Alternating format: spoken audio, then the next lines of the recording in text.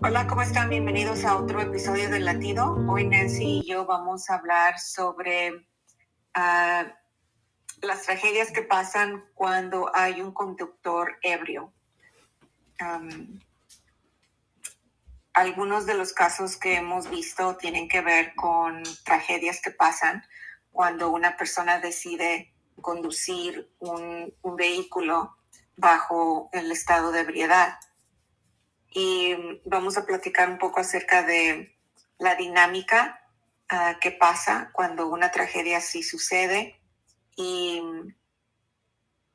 cómo, cómo podemos ayudar o cómo podemos proveer servicios en este tipo de casos. Sí, vamos a Y hablar un Nancy, poco. Sí, tú vamos. querías hablar Ajá. de tú querías hablar de otra dinámica también que sucede con este tipo de casos. Sí, yo quería hablar un poco de la familia, de las personas que sobreviven a esta clase de crímenes, ¿no? Porque usualmente cuando tenés una persona que viene a ayudar, es ayudar a víctimas, ¿no? El trabajo que nosotros hacemos es ayudar víctimas, pero cuando la víctima desafortunadamente fallece, nosotros vamos a darle el soporte a las familias, ¿no? A la familia que sobrevivió o he visto casos cuando... y también quería hablar también de la dinámica de que un accidente como este, ¿no? Este crimen de conducir ebriamente también afecta a la familia de la persona que estaba ebria, ¿no? Es una decisión que esta persona toma egoístamente, no pensando en su familia, no pensando en las personas que están alrededor de él o ella, y causa pues mucho dolor, ¿no? Entonces yo quería hablar de esa dinámica de la familia, de las personas que están alrededor, que también son afectadas por esta clase de crimen. Sí, mira, en mi experiencia, um, para empezar, el daño um, es muy inesperado. La dinámica de este crimen es de que la persona no se espera que va a encontrarse con un conductor ebrio y que le va a cambiar o que le puede quitar la vida y afectar a su familia. Muchas veces cuando pensamos en crimen, o tú y yo esto sabemos muy bien, trabajando en esta área por muchos años, que la mayoría de los crímenes van a suceder o van a pasar por medio de alguien que conocemos o que está en nuestro círculo de alguna manera. Pero en la dinámica de un conductor ebrio, la mayoría de los casos son personas que no conocemos y es algo que es muy inesperado y le puede pasar a cualquier persona. Entonces, esa es otra dinámica también que pasa en este tipo de crímenes, que cuando el crimen viene por medio de una persona que tú conoces o que tú tal vez tengas algún tipo de lealtad o conocimiento de esa persona, es un poco diferente esto porque la mayoría de las veces son extraños. El, la persona, el acusado o el conductor ebrio, la mayoría de las veces no tiene nada que ver con la víctima. Y eso yo pienso que le da como un efecto más, es un poco diferente porque la víctima, la familia de la víctima, como que le da un poco más coraje, tal vez, un poco más, muchas más preguntas porque no conocen a la otra persona, no conocen al conductor. Esa es una de las cosas que me di cuenta en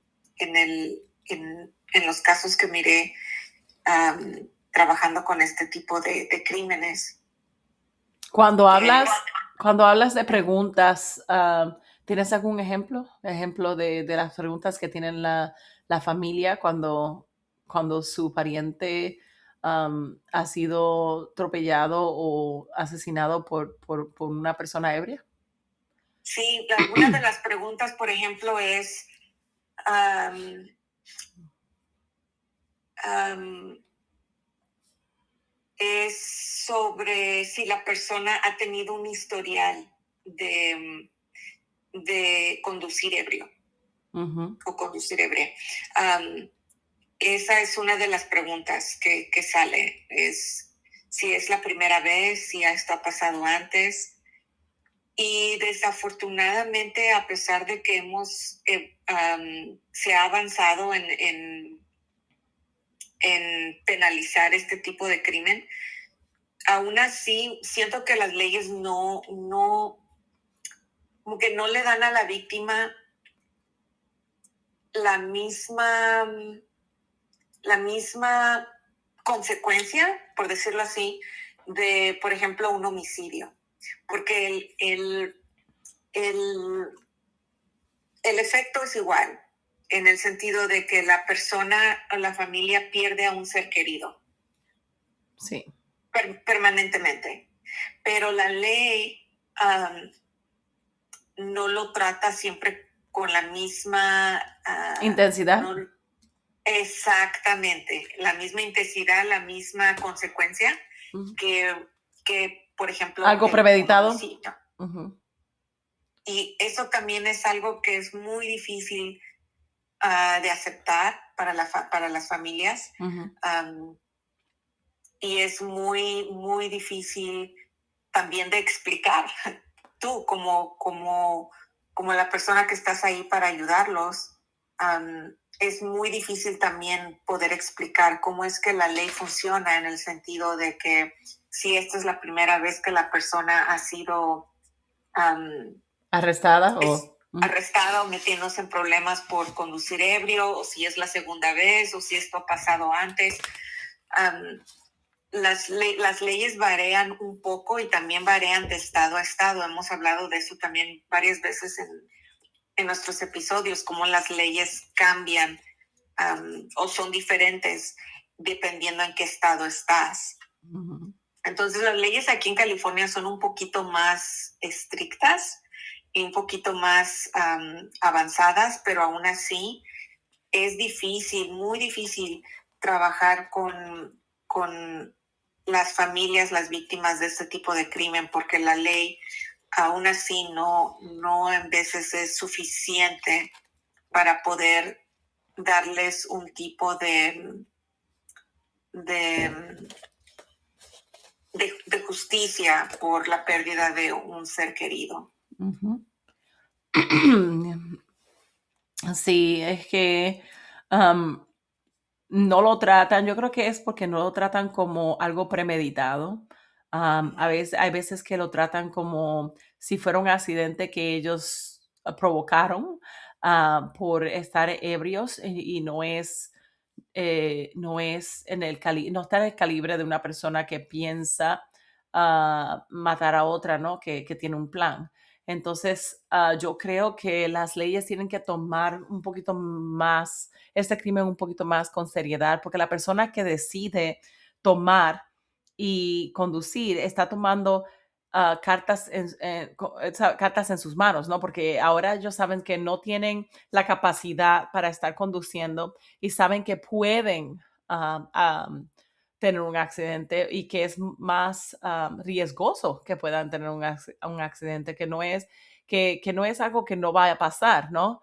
Um, Porque la probabilidad de que ellos tengan un accidente es más grande que estar ebrios y yo creo que las leyes deberían tomar eso en cuenta porque hay personas que están en la calle poniendo en riesgo a otras personas, ¿no? Entonces todavía eso sí pasa, ¿no? Entonces en la área en la que nosotros trabajamos, que es la de violencia sexual, es casi es lo mismo, ¿no? Las personas quieren no tener ningún problema por haber abusado a otra persona o ultrajado a otra persona cuando ellos estaban borrachos o ebrios, ¿no? Ellos dicen, pues yo estaba ebrio, no sabía lo que estaba haciendo y lo usan como una excusa, ¿no? Pero que el alcohol no es la excusa. Cuando tú tomas la decisión de tomar de esa manera, tienes que también aceptar que no vas a tener el control del auto, que no vas a tener el control de ti mismo y que puede que hagas algo estúpido, ¿no? Entonces es el punto que no toma la ley en cuenta, ¿no? Ese es el punto que ellos no toman.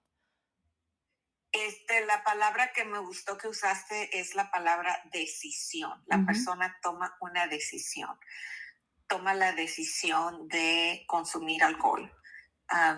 Y sabiendo que hay consecuencias. Entonces, cuando no hay un plan de cómo vas a llegar a tu casa, um, definitivamente no vas a hacer ese plan cuando ya estás tomando, cuando ya estás bebiendo, cuando ya estás en la fiesta. ujú, Um, esas decisiones se tienen que tomar antes. ujú, Se tienen, esa es la palabra exacta, definitivamente es una decisión. Um, Aunque no haya ¿cómo se dice? Intent en español, Nancy, ayúdame. Una Intención, intención, aunque una no haya intención. una Ujú. intención de lastimar a alguien, um, en el momento que se toma la decisión de empezar a consumir alcohol, y sabemos que eso también, que las bebidas alcohólicas tienen mucho que ver en cómo es un proceso, es algo, el efecto que pasa adentro del cuerpo, ¿verdad? Es algo que Ujú. no limita tu manera de cómo tomar decisiones o las decisiones que tomas. Sí, pero lo Entonces, dijiste es muy ajá, claro, la intención, ¿no? La intención no es matar a ninguna persona, pero sí la intención es tomar mi carro, que es una arma mortal, ¿no? Porque estás poniendo en riesgo muchas personas. Desafortunadamente, los accidentes matan más que una pistola, ¿no? Los accidentes de carro matan más a personas que que una pistola. Entonces, es también saber que estás tomando la intención de conducir, ¿no? Entonces, como dijiste anteriormente, es tener un plan. Si yo voy a tomar, también tengo que tener el plan de cómo llegar a la casa, de qué voy a hacer, o si no, tomar en moderación, de una manera que yo sé mi límite, ¿no? El límite que debo de tener antes de tomar el auto. Entonces, es la clave. Yo creo que la intención, aunque no sea una intención de matar a una persona, sí estás tomando la intención de tomar un arma, de tomar un arma que pueda afectar a otra persona. Entonces hay intención, porque nunca tomaste la oportunidad de pensar de cómo ibas a llegar a la casa. uh-huh. Yo creo que la ley debe tomar eso en cuenta también. Sí, yo también, y me imagino que muchas familias y personas que han pasado por este tipo de crimen piensan lo mismo, porque es un crimen que causa muchísimo dolor, um, y deja consecuencias permanentes para la familia, um, y es una ausencia de ese ser querido que se siente no solamente en esta generación, pero impacta más que una generación el perder a una persona, a un miembro de tu familia. Entonces es un crimen que tiene muchísimas consecuencias. Para el acusado, sí, también, pero primordialmente para las víctimas y los familiares de las víctimas. Um, Algunas de las cosas que víctimas de este crimen pueden obtener, algunos de los servicios, es trabajando, por ejemplo, aquí en California, el estado, y lo he mencionado en otros episodios, que cada estado tiene un servicio de asistencia para víctimas, un comité. el Comité de Asistencia para Víctimas. Estos casos también ellos los consideran como un crimen violento y personas que necesitan ayuda con los servicios fúnebres de sus familiares cuando son víctimas de un conductor ebrio y fallecen, pueden conseguir ayuda con el comité de víctimas de cada estado. Los límites son un poco diferentes. Aquí en California cubren asistencia para gastos fúnebres, gastos de terapia, y vamos a suponer que la víctima no fallece, pero sí sufre heridas físicas por este tipo de crimen. También pueden recibir asistencia con ayuda para poder pagar los gastos médicos. Cada estado es un poco diferente, pero todos tienen asistencia para víctimas, y aquí en California, por lo menos, si eres víctima de un conductor ebrio, ya sea que físicamente, o si alguien de tu familia muere por los actos de un conductor ebrio, pueden calificar para esta ayuda. Y gracias por esa información.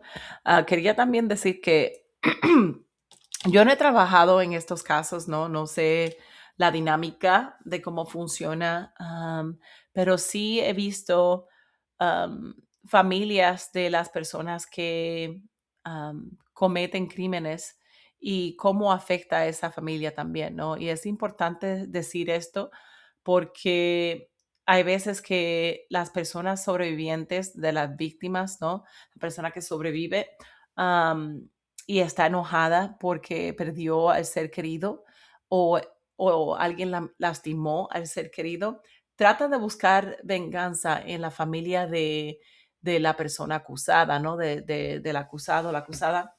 Y, y hay veces que ellos no tienen, I mean, muchas de las veces no tienen la culpa, no tienen ninguna culpa, porque la persona fue la que tomó la decisión de tomar y montarse a un auto y conducir, ¿no? Y es lo mismo cuando una persona toma la decisión de ultrajar o de usar a otra persona o de cometer un crimen sobre otra persona. Entonces, la historia que yo tengo es que en la corte, ya cuando una persona ha sido ah, am, pronunciada culpable, tienen oportunidad de hablar cómo esto afecta a las familias, ¿no? Para poder sentenciar a la persona. Y me tocó mucho ver a la esposa de una persona que ya estaba am, sentenciado culpable. La esposa tenía una enfermedad y desafortunadamente de la única manera que ella podía tener servicios para esta enfermedad era por TRICARE, que viene siendo el servicios médicos militares, y ella tenía todos los recursos, y ahora que el esposo iba a la cárcel, ya ella perdía todos los recursos militares, am, porque ella ya estaba perdiendo, ¿no? Porque cuando ya la persona está acusada, pierden todo y no tienen ese apoyo del militar. Y eso de verdad que me dolió porque la familia no tiene culpa que el culpable tomó esa decisión, ¿no? Entonces es algo que afecta a las dos familias, am, ah, destruye, ¿no? Destruye a dos familias y no solamente una. Entonces es muy, muy importante que la familia que está herida por algo que le pasó a su familiar, que entienda también que la otra familia no sabe nada, que no son culpables, porque a veces eso crea mucha pelea, ¿no? Dentro de dos familias, crea mucha enemistad y dolor, ¿no? Y es muy difícil ver cómo afecta a las dos. Y digo esto y lo gracioso es que yo solamente trabajo para víctimas, ¿no? No, nunca me involucro con los culpables, nunca doy asistencia a los culpables, pero sí entiendo, ¿no? Como persona, como humana, que la otra familia también ha sido afectada de una manera grande, ¿no? Am, y ¿qué crees? ¿Cómo piensas, Renata? Mira, Nancy, esto me recuerda también a decir algo que es, am, pienso que en veces las familias hacen muchas conjeturas basado en que no tienen información y muchas veces también no se pueden comunicar, Ujú.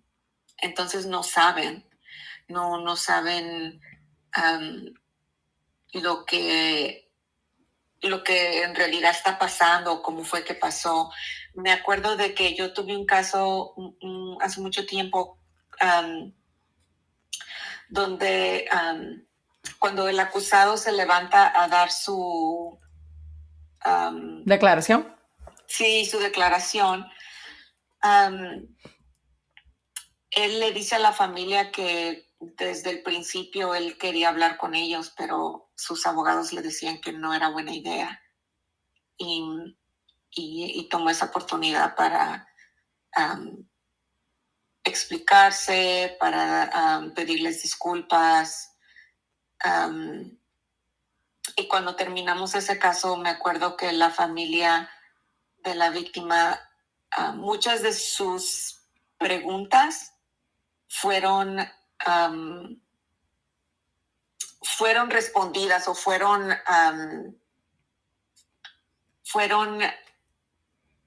como que tuvieron más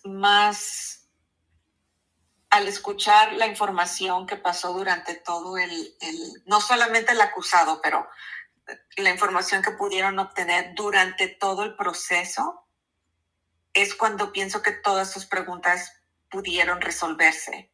Y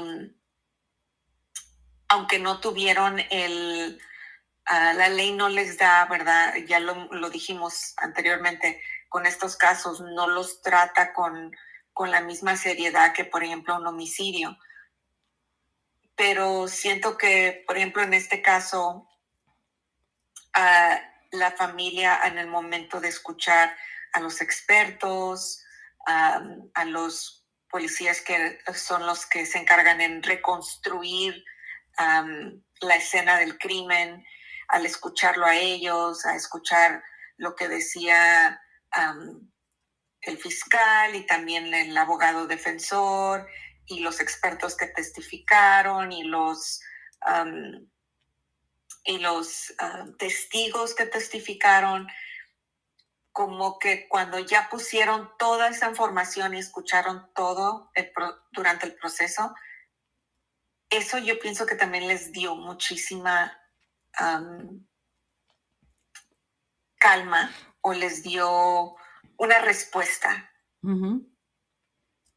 Y pienso que es algo que también el sistema criminal no hace un buen trabajo en darle toda esa información a la víctima.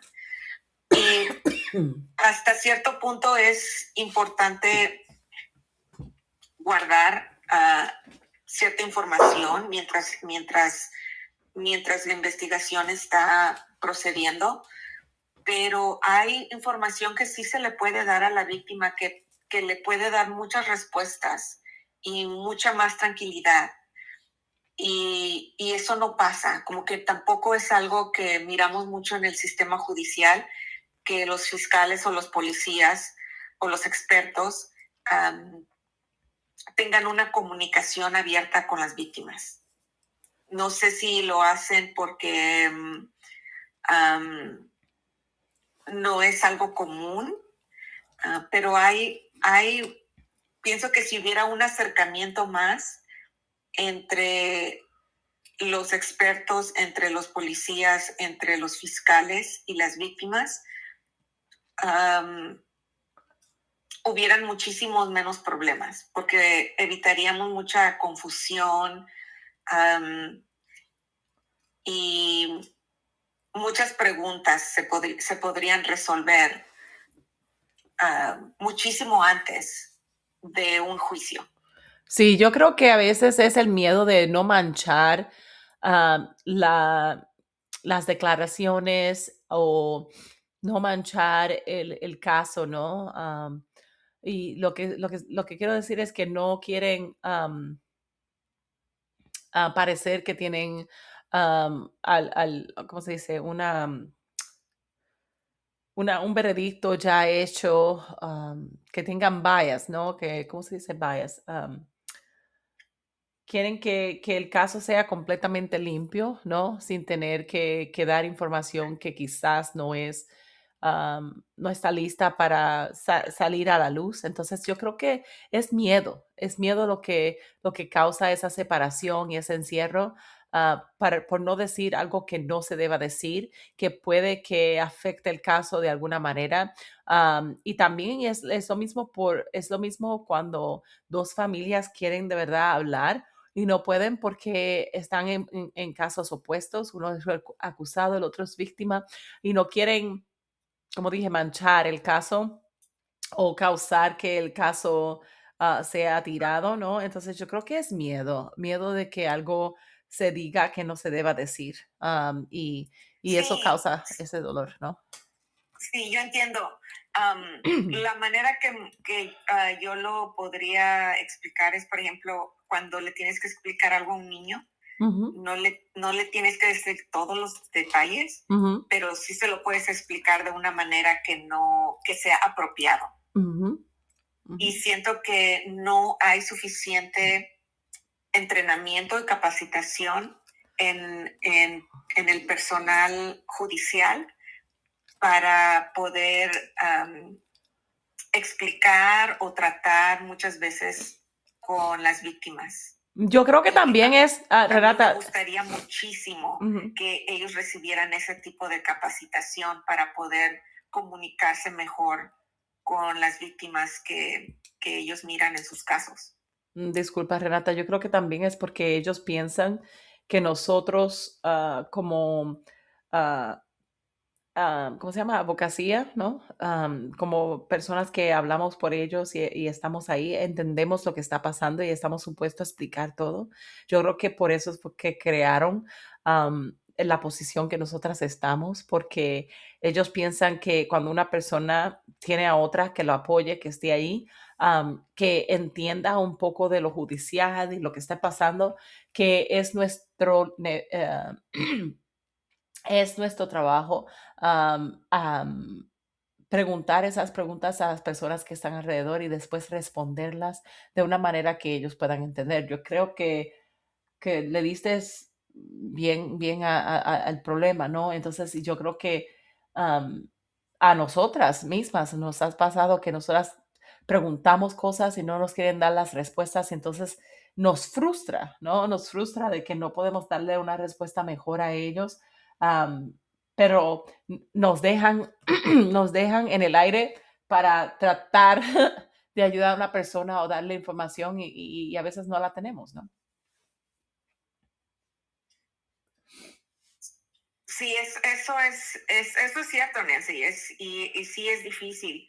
Am, Aunque he visto en veces que ah, al- me ha tocado que algún personal no, esa es la excusa, o no, habla con esta persona que tenemos especial aquí en nuestra organización, Ujú. pero en realidad es porque no quieren responder Ujú. las preguntas difíciles. Sí. Ujú. um, y no quieren enfrentar a la víctima con, con errores que se cometieron um, o simplemente uh, decirles cómo es que tomaron las decisiones que han tomado durante la investigación de este tipo en cualquier crimen, no solamente en este tipo de casos, que estos son difíciles, pero también pienso que hay mucho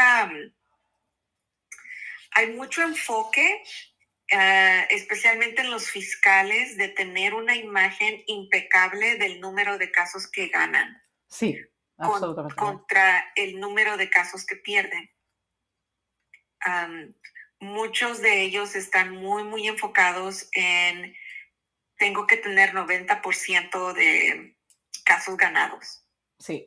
Ujú. Y se enfocan muchísimo en su porcentaje de casos ganados que Se olvidan que es una persona. ajá, Se olvidan que es una persona, ¿no? Con la que están lidiando. exactamente, me Ujú. gusta eso como lo dijiste, es que se olvidan que es una persona con el caso con el que están viendo, lo que tienen en sus manos y no solamente un porcentaje.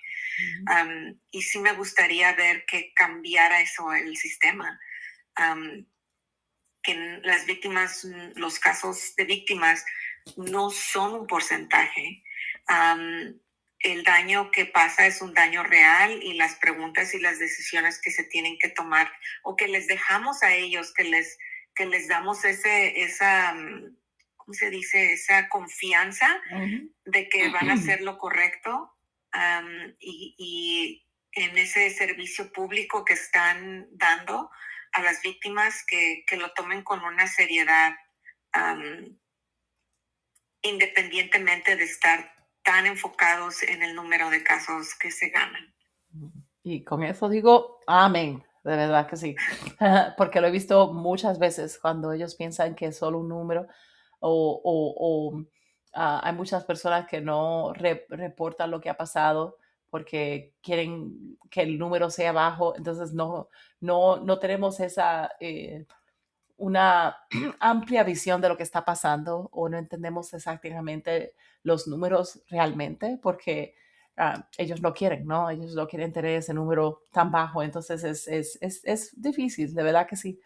Porque si yo comienzo solo a aceptar a personas que yo puedo ganar, voy a ser el mejor abogado del mundo y después cuando otra persona me contrate, no soy el mejor. Solamente solo el que toma casos que puedo ganar. Entonces no es una persona que tenga esa amabilidad, esa humildad para tratar con una persona, ¿no? Es de verdad que de verdad que le diste duro.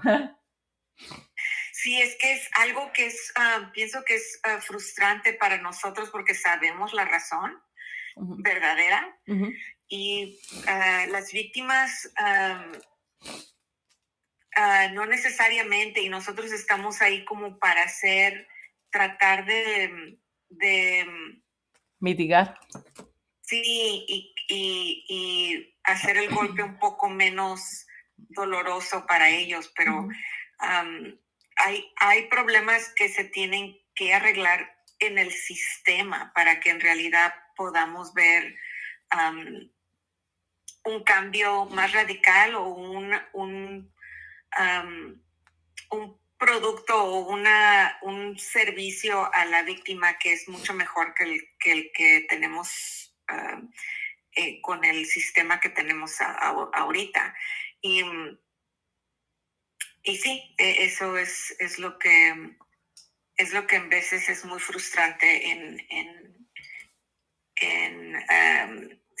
haciendo este tipo de trabajo, es el problema que está sistemáticamente y cómo cambiarlo, ¿verdad? Hemos hablado de cómo muchas veces es la víctima la que, a pesar de que está pasando por todo el proceso del daño que se le ha hecho, um, es la persona que también muchas veces tiene que pelear para que miremos un cambio um, más grande y más sistemático en nuestra sociedad, en nuestras comunidades y en los tipos de crímenes que tú y yo miramos haciendo este tipo de trabajo. Um, entonces, sí, es un crimen uh, menos penalizado, pero con la consecuencia igual de grande que podemos ver en un homicidio. Hay ayuda para víctimas. Yo pienso que tenemos que como sociedad crear un poquito más de conciencia de que este crimen afecta demasiado cuando sucede. y cómo podríamos reducir el número de este tipo de casos. Ese también sería un buen tema del que podríamos hablar, Nancy, de qué es lo que nos hace falta para poder reducir el número de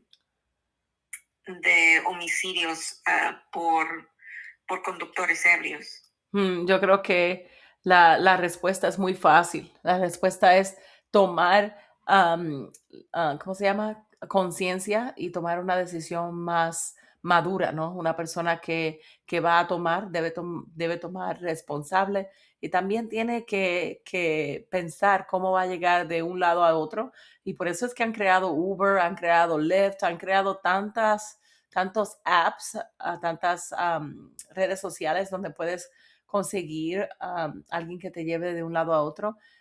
No voy a hablar de los problemas que eso tiene, ¿no? Ahora, pero también han creado estas cosas para poder llegar de un lado a otro a salvo, ¿no? Sin tener que tomar el volante y conducir ebrios. So, que hay que pensar, hay que tener decisiones adultas y después si tomas una decisión mala, y haces algo que no debías, ¿no? Lastimas a otra persona, tener los pantalones también para aceptarlo, ¿no? Y aceptar las consecuencias de tus acciones, ¿no? Sí. Bueno, Nancy, uno de los recursos siempre que platicamos de algún tipo, de cualquier tema, siempre nos gusta dejar a la audiencia con algún tipo de recurso. Y en este caso, por ejemplo, yo platiqué sobre el comité de asistencia para víctimas.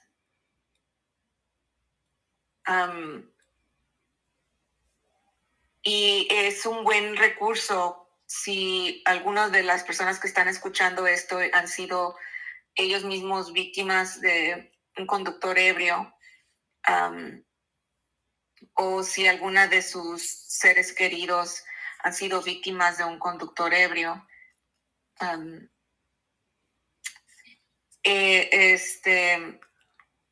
Pueden pedir ayuda para resolver los gastos médicos o los gastos fúnebres en un caso de estos. Y ese número de teléfono, por lo menos aquí en California, es el 1-800-777-9229. Otra vez ese número es el 1-800-777-9229. El otro recurso también que viene en mente es esta organización que se llama Madres en contra de los conductores ebrios. Sus insignias son MADD, que se pronuncia MAD. Ellos también tienen soporte para víctimas de este tipo de casos, y su número de teléfono de ellos es el 1-877-623-3435. 1-877-623-3435. Y esa línea, ese número de teléfono es 24/7. O sea que a todo momento la persona puede llamar y pedir asistencia en qué recursos hay en su comunidad, por lo menos aquí en California, para poder recibir asistencia cuando un crimen al resultado de un conductor ebrio pasa. Entonces, esas son los dos recursos que me vienen en mente para el estado de California. Gracias, Renata. Y si les gusta estos temas, por favor, dale a like De esa manera, estos temas pueden ser ampliados y muchas personas pueden escuchar este tema. Por favor, déle like o suscríbase al canal para la próxima. Esperemos que tenga una buena semana.